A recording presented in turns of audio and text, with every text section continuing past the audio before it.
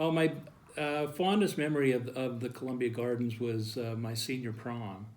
The Boys Central Student Council had a pretty good piece of change in the budget at the end of the year, so we decided that we'd hold the prom at the Columbia Gardens Pavilion.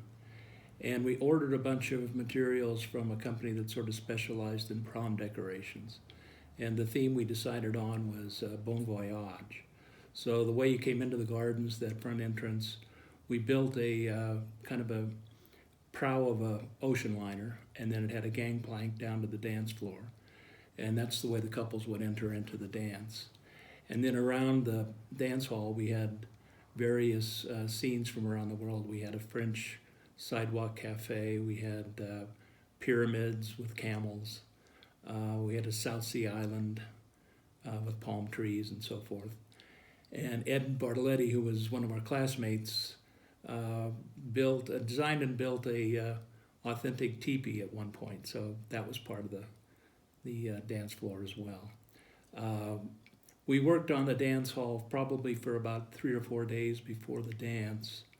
And then the night before, we finished things up, and at that time I was dating a girl from Missoula. She had gone to Billings Central and then was going to school in Missoula. So she had come in for the prom.